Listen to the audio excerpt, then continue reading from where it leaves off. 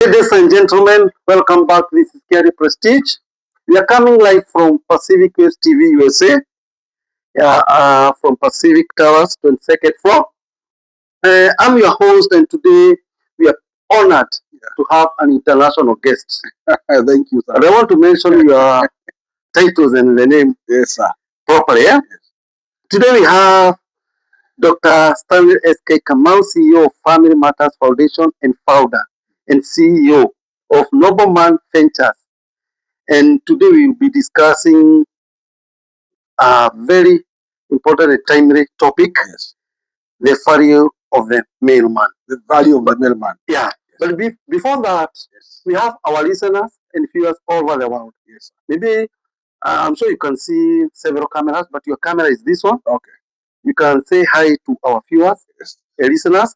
Then we get into our topic today. Thank you so much, Kerry Prestige. Viewers and listeners, I want to greet you. And actually, I am greeting you and welcoming you to this program. As you've been told, I'm Dr. Stanley S.K. Kamau, founder and director of Family Matters Foundation, based in Kenya, and Nobleman Ventures, and many other ventures that are involved in human development. Yeah. We have what we call Young Mothers Empowerment Program. Yeah. We have Young Men Empowerment Program. Yeah. We have Ladies of Purpose. Yeah. We have Wise Women Council. All those ones are supposed to help in raising a generation of people who are stable, people who are secure, people who are successful. Yeah. In every way. Socially, spiritually, economically, politically. Yeah. So we are raising a whole man, a whole being, in the will and the purpose and the plan of God. Yeah. But we are focused on human development. Yeah. Holistic human development. And our major focus in that is the male man. Okay. That's where we are here. The value of the male man. And before I ask my first question, would you give us a brief autobiography of yourself? Okay. Because now you're talking about family matters. Family matters. Maybe our viewers and listeners would like to know who is this SK. Okay. Yeah. Maybe the first one, of course, to say I'm a family man. Okay. I'm married. I'm a father. I'm also a grandfather.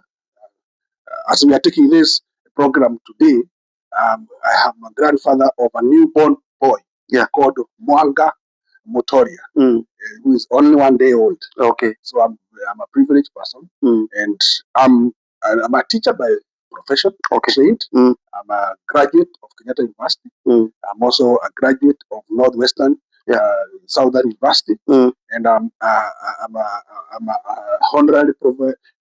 I've been honored with honorary doctorate of divinity from Sacramento Theological Institute. Okay, and I'm a consultant in matters of education, leadership, and issues of life. Okay, so I'm based in Kenya, but I move all across the world as a consultant. This is your second visit to Washington State, eh? Yeah, this is my third visit. Third visit. Okay. Yes. Now, my first question: what inspired you to champion this message of the value of the mailman? What inspired me is the agenda of God. Because I discovered that God is the father of all fathers and every child, both in heaven and on earth. So he is the one who inspired me because his agenda is family. God's agenda is to have a family of sons. He is the father, and he has to have a family who are kings and rulers on his behalf on the face of the earth. So he inspired me to carry out his business because a son is supposed to carry the father's business. And I discovered the business of our father first is male man, because it's from the male man is the gene and genealogy. The male man is the seed carrier of his generation. So he is the generator, the core generator, where he plants his seed on the female man, and then they move on to the generations. Okay, in today's society, how would you define the true value of a man? In today's society, one I would say this is that man has lost his original divine identity. Man has lost his original divine identity. Man has lost his original divine purpose. Man has lost his original divine direction. We are having a generation of men who don't really understand themselves very well, who don't really value their manhood. Because a male man is supposed to be a protector. A male man is supposed to be a prophet in his house. A male man is supposed to be a progenitor. He's supposed to generate values and beliefs. And a man is supposed to be a provider of not only resources, but of direction. So many men have lost that. And because men are supposed to be the foundation of every society, and when the foundation of a house is not strong enough, the whole house crumbles. So it's an wake-up call for men to know that they are the pillars of the family, they are the pillars of the society, they are the pillars of the community. And when the pillars of a house are weak, the whole house crumbles. So it's our focus. Yeah. Men are supposed to be the source of security, stability, and success. Yeah. And that triggers another question. I have heard many people say that there is crisis of masculinity. Yeah. Like, do you believe such crisis is there? And if it says, why? Actually, right now we are suffering from what we call malehood and fatherhood crisis. Malehood and fatherhood crisis. Many people are just growing because to be a male is a biological factor. To be a noble man is a personal, deliberate intention of development. To be a real father, you have to engage in the process of personal development. But many people have become ignorant. People have become assumptive. So you assume you know. You assume you are. But you cannot carry out real manhood and real fatherhood if you have not undergone the process of development. So we are calling for deliberate and intentional personal development. Personal development. Because when you become a driver, you have to go to driving school. If you have to do nursing, you have to go to the nursing school. Every profession has to be, you have to go to training. We have also to professionalize manhood, professionalize fatherhood, just as we have like professionalized women empowerment. There's a lot of engagement in women empowerment, building skills, having forums, and an awakening capacity building among the women. I am calling my fellow men and fathers and boys that we become intentional, deliberate, and strategic, and engage in the professionalism of the whole thing. You have mentioned the word intentional. Yeah. What is from the biblical perspective? Yes. What is God's original intention of man? Yeah, of man. Yeah. You see, God is very intentional because when you read the Genesis 1:26, He says He created him in His own image. In His own, so the man had to undergo construction process, development process, and then he created them in two structures, male and female. Yeah. There's something called man, and there's something called female and male. But both of them, they contain man. Like when you look at these glasses we have here, they both contain juice. Yeah. But they are the containers. Yeah. What we take is the juice, and what they contain is the juice. So the containers, female and male, they contain a divine being called man. Yeah. And that is the essence of godliness. Yeah. The essence of the godly man. So our original identity is divine beings that are contained in containers of male and containers of female. And all these are just to express the different aspects of the nature of God. You have mentioned the responsibilities of a man in a family, and I will not take you back. Yes. But I would like you to tell me, from your observation, what are the challenges is man going through emotionally, economically, socially? Yes. Yeah. Actually, there are so many challenges. If you talk about challenges of men, and not only challenges, but also how to face them. One of the greatest challenges that men are going is self-acceptance. You have a challenge of accepting yourself and believing yourself. Most of the men that God would call and would raise, they first of all identified of their weaknesses, what they are not, than what already God had made them. Yeah. So many men are conscious of who they are not, of what they don't have, than being conscious of what God has already made them to be. They have already been made righteous, they have been made holy, they have been made prosperous, they have been made successful. Yeah. So one of the challenges is having what we call humanistic view, our natural view of ourselves, than viewing ourselves on the divine view. And because of that, we start now having a challenge of relationship. Because one of the divine aspects of God is relationship. Yeah. So men are going relationship problems. They don't know how to relate with other men because they don't know how to relate well with themselves. Yeah. They are not able how to relate well with others. So there's a lot of isolation. And because of that, you are easily attacked by depression, frustration, disappointment, and hopelessness. Yeah. And many times you even lack faith. Yeah. Even in life. This man we are talking about, some are fathers. How can they influence positively the future of their children? Thank you so much. One of the ways they can influence their generation is, first of all, appreciating that you are a father. The ability to sire a child is a great potential. Number two, the ability to be called father. It's an identity that God also carries. So you're also carrying an identity of God. So God is living his life through you. And therefore, how do you affect generation? Number one is speaking using words. Words are very powerful. And I want to speak to every man here and every person who watching. Don't take for granted the words that you speak. Because through your words you can hurt, through your words you can curse, through your words you can wound, but the same through your words you can give direction. Because the voice of a man is very, very powerful. So men should use our words and our voices accurately. I bless my child. You have a great future. You will be successful. So we are able to use our words to throw our children into their future, to give them, we affirm them, we appreciate them, and above all, we align them with their future. So that they have faith and hope. So fathers must be blessed. So I will ask fathers, take time to bless your children, even bless yourself, then bless your wife, lay your hands on them, and speak into their destinies. Some of these fathers are silently suffering from depression and stress. Speak a word to them. My brothers and my fellow fathers, everything that we go through is temporary. And everything that we go through has a solution.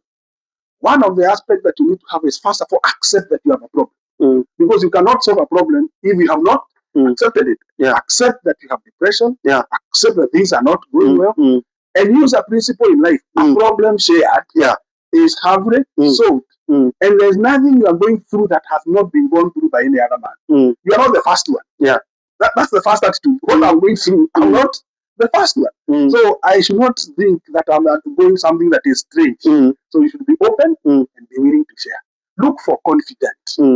Look for it says one man falls down, but his friend lifts him up. So connect with other men, and you can connect them through books, through YouTube, study about manhood, and even visit friends and share. And never be ashamed of the situation because one of the things that men feel is I will be exposed. No, but if you don't go to the doctor and he tells you to remove your trousers, you remain sick. So sometimes you have to expose yourself to other men to expect to be healed. Some of these men are not appreciated and supported. How can wives, children in the community support and appreciate these men? We usually say you reap what you sow. What you sow is what you reap. Number one, men should learn first of all to appreciate themselves and carry themselves with dignity, because to be respected, you must first of all respect yourself. So if you don't carry yourself with respect, you carry yourself with dignity, carry yourself in a way that you are valued, you will not be valued. So it begins with self. Self-respect, self-acceptance, self-affirmation, self-value, and that which you have, you can now give to your children and distribute it to your wives so that they can now leave it back to you. But you don't go demanding it. Okay. And those characteristics brings out that noble man. That brings out man. What qualities do we see from that noble and godly man? Very good. When you talk about nobility, nobility it's one of the ancient ways that men were supposed to be. A nobleman is a man of moral standing. Is a man who keeps his word.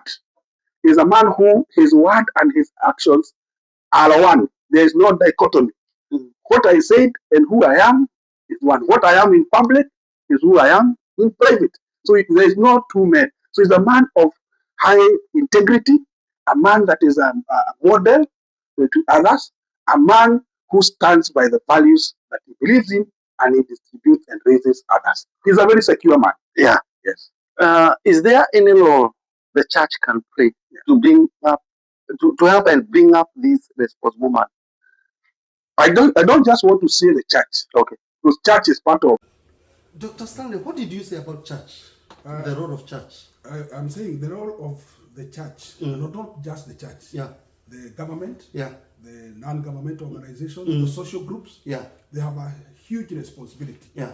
To advocate, to provide advocacy for male empowerment, Yeah. and to develop programs and curriculums that will be able to bring men together and deliberately initiate. Yeah. That's what we are doing in Nobleman Ventures. Okay. We have become deliberate in having programs like Fathers First, Beyond the Cut. Yeah. We have what we call the rite of passage.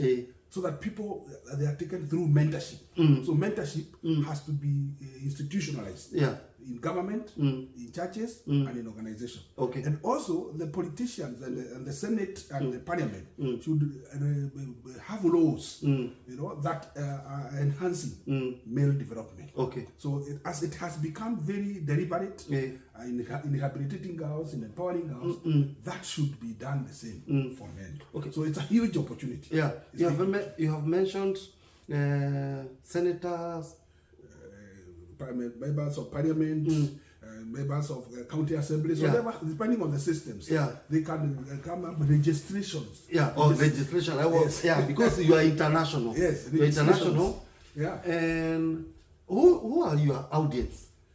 Our audience. Your target audience. Our target audience is to be the fathers, to the boys, and even those who are in the hub, in drugs, and substance abuse, and even those who are in prisons. Now, there are young men who are listening to you. Yes. What word can you tell them to become, in order to become, you mentioned about mentorship. Mentorship, yes. Yeah. Yes. What programs do you have and right of to make them responsible fathers? Responsible fathers and husbands. One thing that we do is to awaken them to their identity. Yeah. That they are the future fathers. Yeah. When every man sees a boy, he should see this is a future father that I'm raising. So every boy should start seeing them as a future father. So we start teaching fatherhood, not because of age, but because we start building it early. Yeah. Because you have to construct it. Fatherhood is constructed, malehood is constructed, being responsible is constructed, and then seeing that God created me to be a responsible man. So we have those initiatives. Different groups are given what we call tailor-made capacity building. So we use organizations, we use schools. Schools, they invite us. Colleges, they invite us. Churches, and even men groups. We are invited. We also have what we call single mothers forums. Because mothers, you know how to mentor boys. And then we have men forums. Okay. We have to train them on how fathers can raise further generation. Dr. SK, yes, sir. Tell us about the vision and the impact of you called it the Family Foundation. Family Matters Foundation. Family Matters Foundation. Yes. Family Matters Foundation is concerned in raising strong families so that we can bless generations.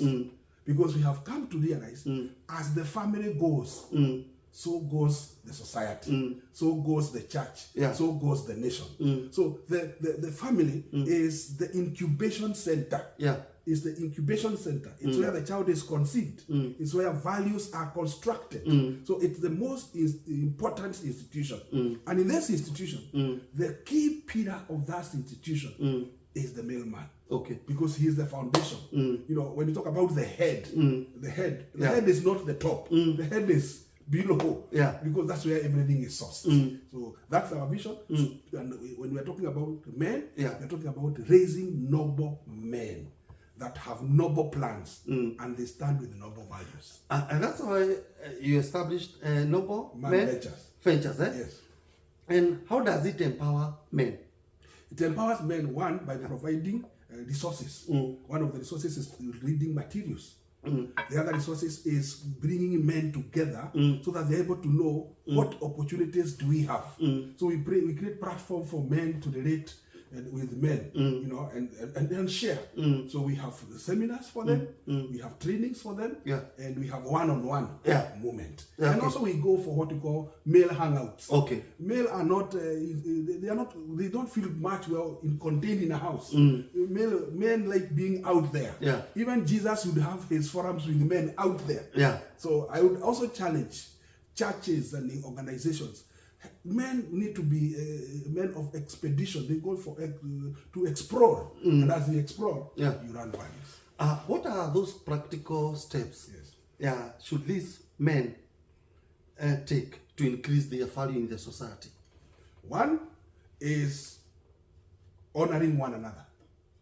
Men should honor one another and value one another, and see that I cannot be complete by myself. You know, that consciousness that I have to start connecting with Carrier, with Kimani, with Benson, all that. So open up your area, open up your space, and start connecting and create friendships. Yes. In your forums, do you meet men or fathers who feel they have failed in their responsibilities? Yes. Yeah, and how do you handle them?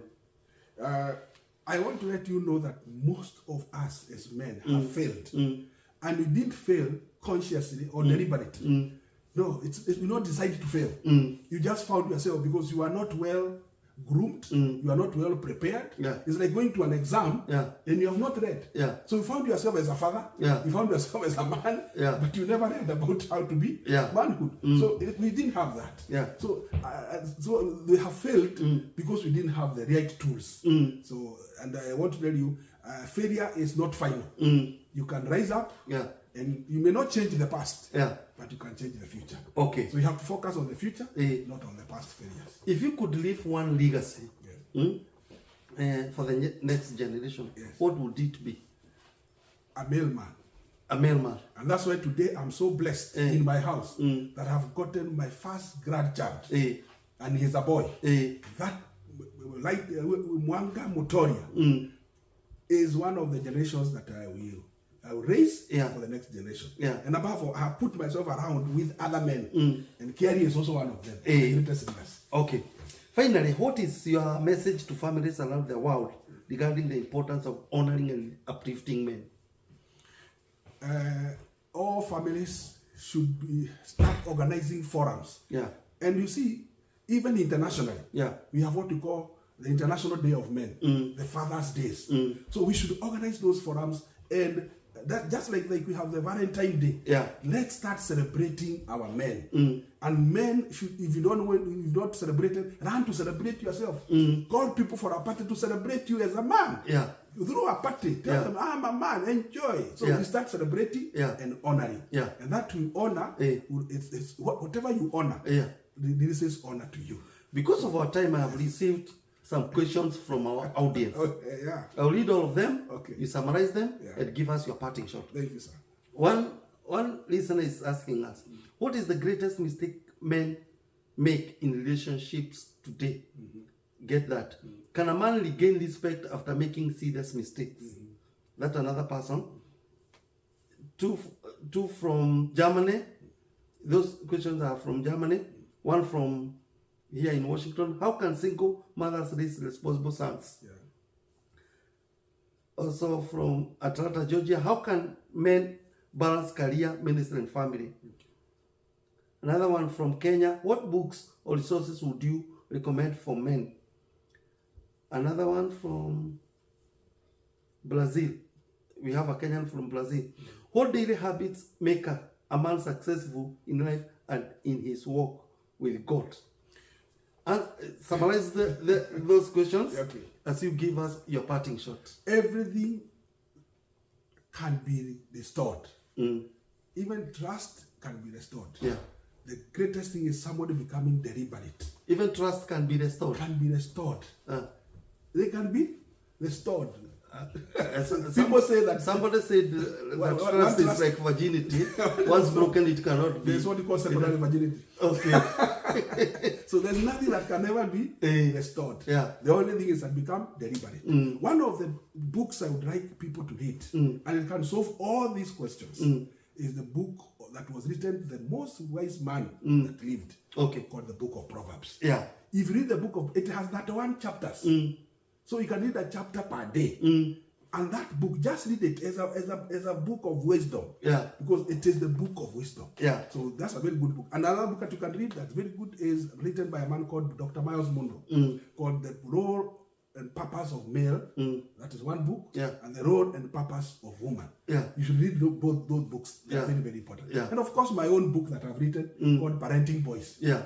Especially for single mothers. Okay. They can read that book. It's called Parenting Boys. Okay. Essential Nuggets for Parenting Boys. Okay. And another one I've written, my own book, Yeah. is called The Fathers Fast. Okay. Fathers Yeah. Fast. Where can people get those books? Your books? Yes, when they get contact with me, Okay. I can organize them. Okay. And very soon they're going to be in Amazon. Okay. So that people can get those books. Thank you for your sharing those insights. Yes. And I believe this conversation will help men grow better, even to embrace their divine responsibility that they were given by God. Maybe you can give our viewers and listeners your contacts, where they can get you, where they can reach you after this great interview, even as you tell them goodbye. Thank you so much. Yeah. Viewers, thank you so much for listening to us. Thank you for taking your time.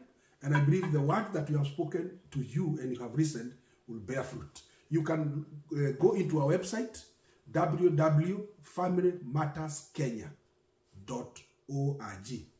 www.familymatterskenya.org.